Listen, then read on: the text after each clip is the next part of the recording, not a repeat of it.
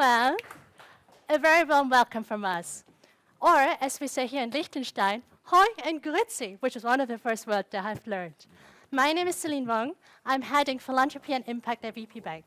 And together with Marcel, my colleague, and our team who's represented here today, we'd like to give you a bit of a deep dive in how wealth management in the future will be managed. Because with blockchain and Web3, we are now completely entering a new era of financing. So coming from a traditional bank, which you probably assume and associate with a brick and mortar bank, there's always a question in the future, will such a bank still exist or will it only go through digital? So Marcel, I'd like you to introduce yourself to our guests. Good morning altogether. Usually when you talk to bankers, you talk about account opening and something like that. Now today, we're talking about Audemars Piguet, diamonds, Warhol, Mona Lisa, and something like that, and I think that's different. What we want to do is just to combine the traditional world with the new world, and that I think we made it done. VP Bank are presenting again, and together with other collectibles, tokenization in a way where never happened so far, and we are proud to do this. Let's go through it. VP Bank, I think we are placed in Liechtenstein, definitely, and climbing and serving our clients around the world. 1,000 employees make it happen. And yes, nothing to tell you, I think you already know it, about the blockchain law in Liechtenstein. Very famous, unfair in that way, that we as a bank even can use it to serve our client and to add a new asset class to our traditional world, what makes really new service happen. How does it look like, Céline?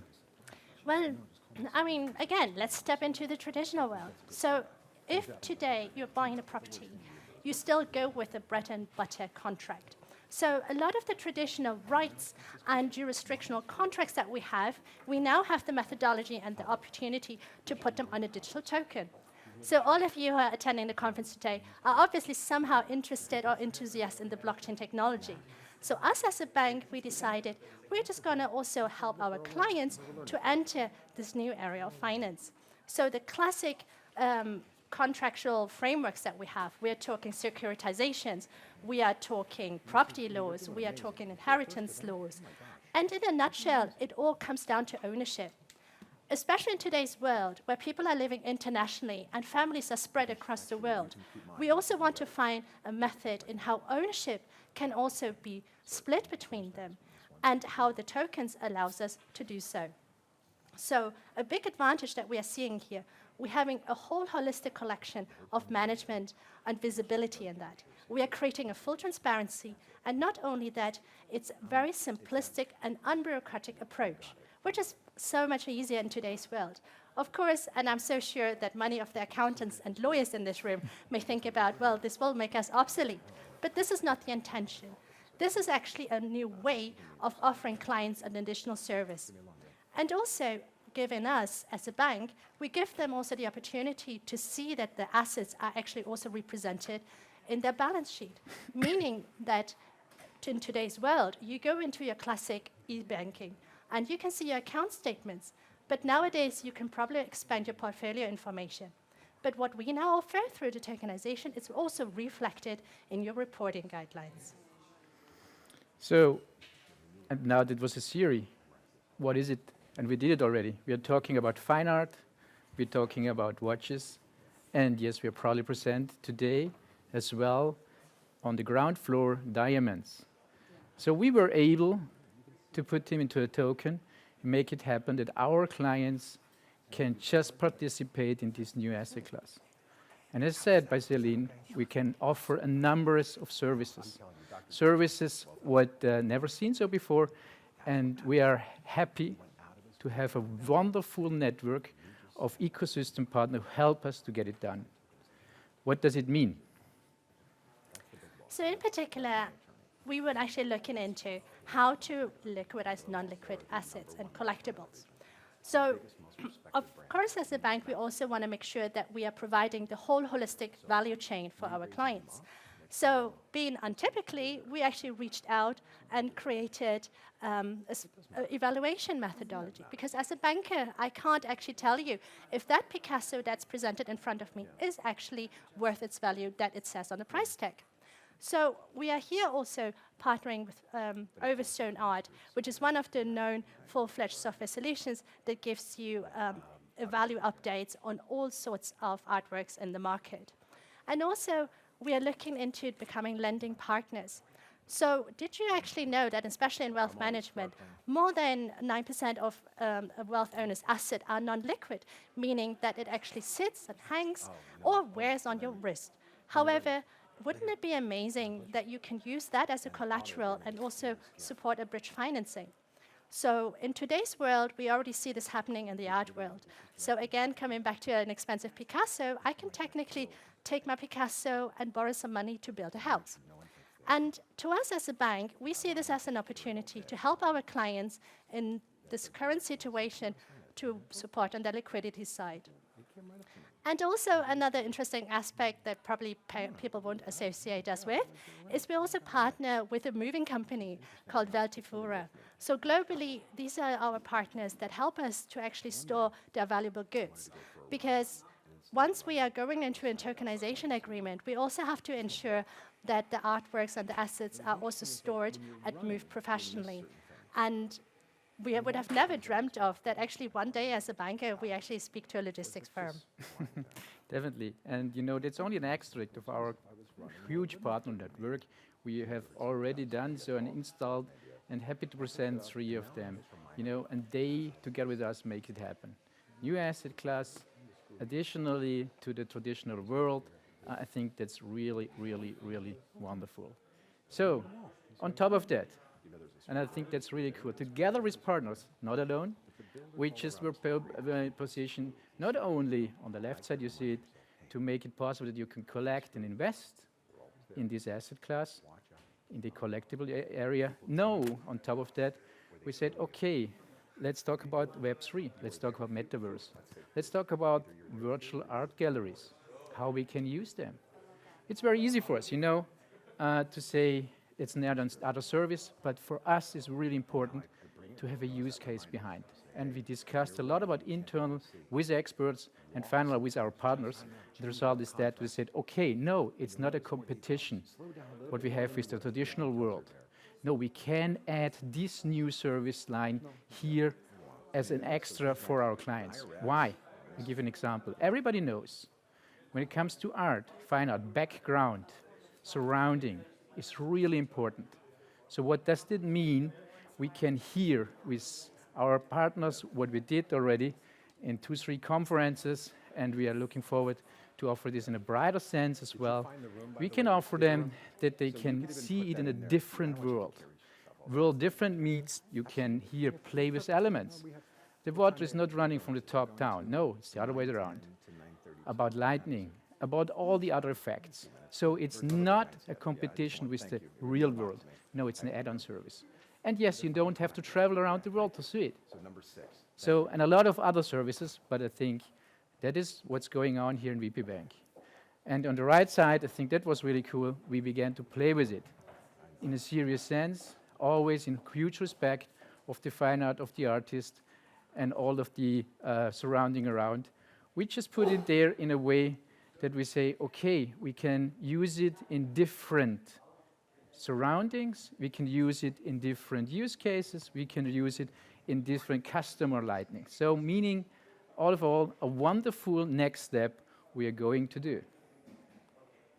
So what's really important to get it a little bit near, to give you some kinds of customer journeys, how does we use it?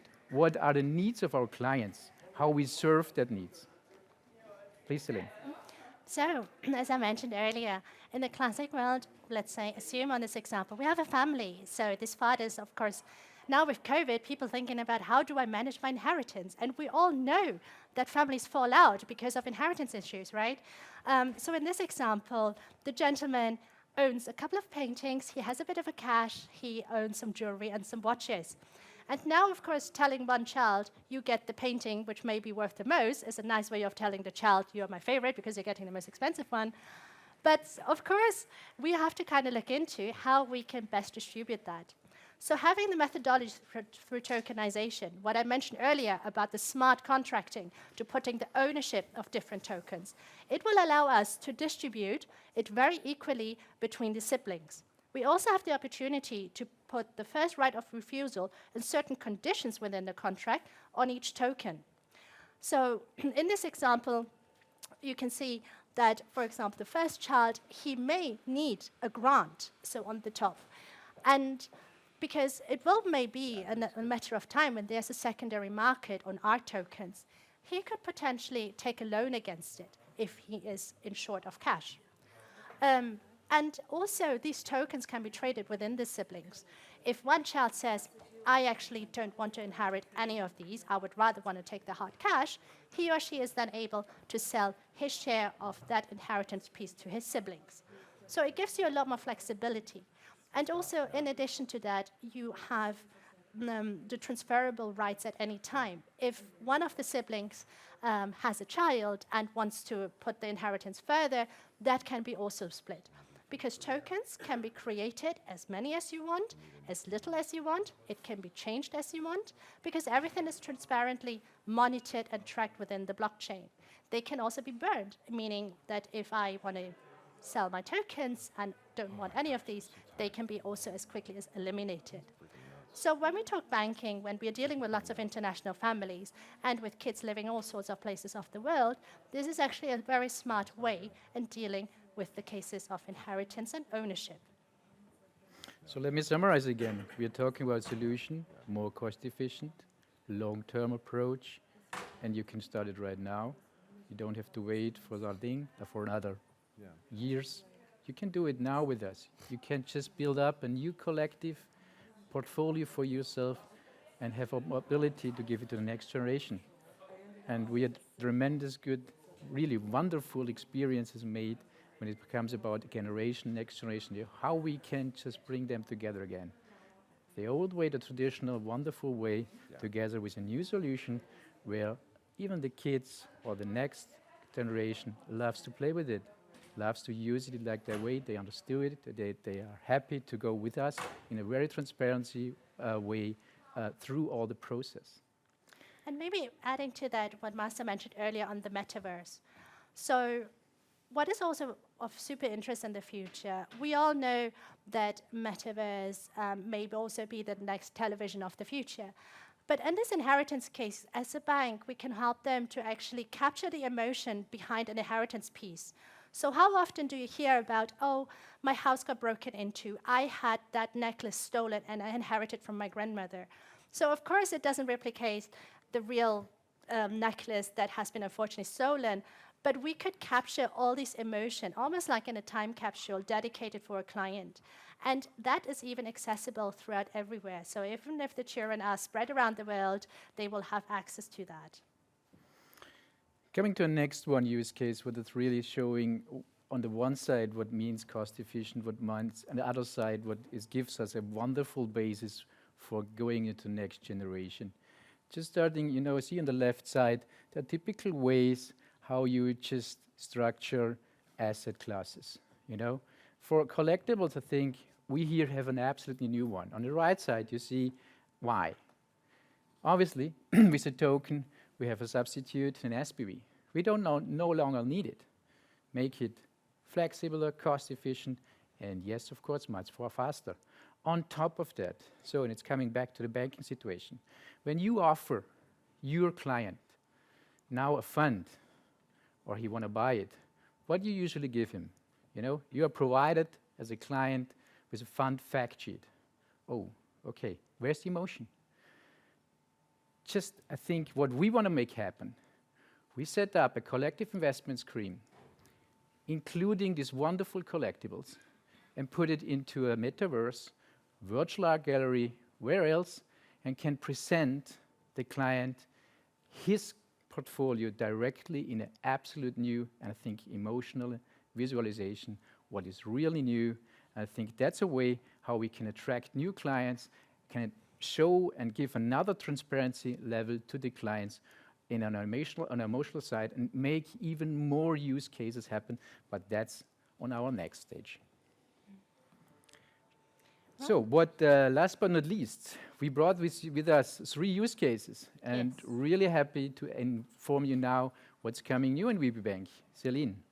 Well, since I'm heading up Philanthropy and Impact, and when I joined the team on digital asset, I thought, hang on a second, how can we actually apply all this in the world of giving? We all have won the the lottery of life. But of course, there's so much help needed in different parts of the world. So we had actually been blessed to run a use case with Hannes Schmid. Some of you being based in Liechtenstein, Switzerland, know him as he's the artist behind the Marlboro Cowboy advertisement campaign. So he has a series of painted artworks, and on this particular use case, on behalf of a client, we had helped them to set up what we call art with a purpose concept. So in the traditional way in philanthropy, you find a charity and you make a donation, and you may get a tax-deductible receipt, and it's a one-off payment. However, on behalf of this family, what they had challenged us and said, how can we actually do a little bit more of that? So we set them down and decided, why don't we help you by tokenizing such a project? And this is what we had done. So the client has mandated us that this artwork in itself will be, the cost of the painting will be donated for charity, but then the tokens that they will manage within their own foundation can also utilize them and find other donors, so there could be collected a second time of funding for charity. And this actually puts philanthropy in a different methodology, because that will help that, one, there is a full transparency in how capital flows are going. Secondly, there is a full transparency in where the owners and the donors are being held from. And also, thirdly, it's really doubling the impact, which is our intention as a bank, to have social responsibility for society and governments and communities around the world. So I'm absolutely fascinated that the country of Liechtenstein allows us to do this. And with the blockchain law, having the tokenization opportunities just opens up the horizon a lot more further. Okay. So yeah, at all, I think what we want to say you, we are on the ground floor, just join us. We have there all the team with us. Our team just explained some of that out of VP Bank. Meet us for a coffee, let us discuss. We know that there are now coming up a huge number of questions, and I am really, really sure that we want to give you to all of your questions an answer. I think you will be happy in the end. It will be in that way you are dreaming of. Just using these new asset classes gives us and you as well a wonderful opportunity to look into a wonderful future. Absolutely. And you must come and see those assets that we have exhibited. So upstairs on the ground floor, before you enter the stage, we were able to bring the physical items that we just shared in the use cases. So it's really interesting to see the real artwork, and then you also understand the concept behind the tokenization, which you've just learned in our discussion here. Thank you so much for having us, and we wish you a very exciting day at the Token Summit today. Thank you.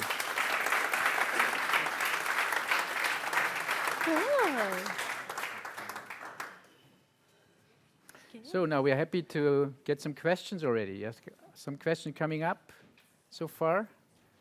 Who is the first one? Come on. Yes, thank you. I was just imagining that in the case of that picture there with the cowboys, you're basically creating tokens, and I'm going to assume that probably multiple donors would then like share ownership or something over that picture, that artwork, right? Now, what if someday somebody would say, okay, I really love this. How do I get the full ownership?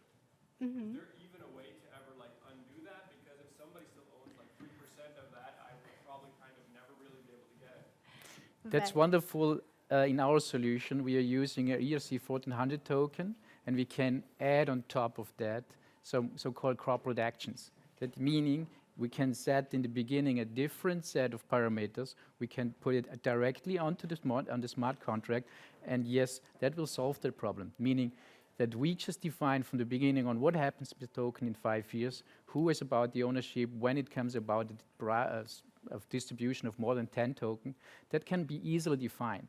And wonderful to know for you, we're talking not about 40 pages contract you usually get for banks. No, it's a 5 pages contract, and I'm sure within a half hour, you know everything about it. And we are just flexible to define here on the next 2 pages all your wishes and your needs. That was from us very, very crucial, because we learned after first, 2, second, and third cases really fast that we have to add on some, flexibility on that, because it's each case is different, and we want to fulfill these wishes. But that basically means if at the onset the contract had that taken into consideration, it would be possible, but if it didn't, then it could be that ownership will never be reassembled into one. Yes, but we don't make this happen. That is not our case. We want to split it into 1,000 and 100,000. That's not our case at the moment. But absolutely true, yeah, definitely. But answering your question on particular on this cowboy upstairs, so the owners of the painting, since it's for philanthropy, they're also considering if somebody is so much in love with this quartet, because it's a series of 4, and also Hammerschmidt is not producing any more art, so it may also be interesting sort of for art lovers and collectors. There's always a first right of refusal. So the majority of the tokens will always be held by the foundation that owns the paintwork. And if somebody says, I want it, then because of the voting kind of rights, that would allow them to release the painting to a new owner. Okay. Thank you. Last question. Thank you very much for the presentation. Have you looked into tokenization of securities? Yes. Structured products, funds, and do you plan this? We had looked a close look with another 2 banks. It was really an exciting project. It ended in the year 2019 or 2020, sorry, with following outcome. Outcome number 1, yes, there are possibilities to do it. The law gives us the wonderful perspective to do that. Is it for us a prioritization case? No. The traditional work opens a lot of a bright and efficient way to do that. But we are really happy that within Liechtenstein, first participants and first companies coming and doing it. And we are happy to go with them into an ecosystem, telling with them, discussing all the kind of stuff. Because the future, yes, of course, we are thinking about again. Thanks so much, guys. Thank you It was so a great much. pleasure.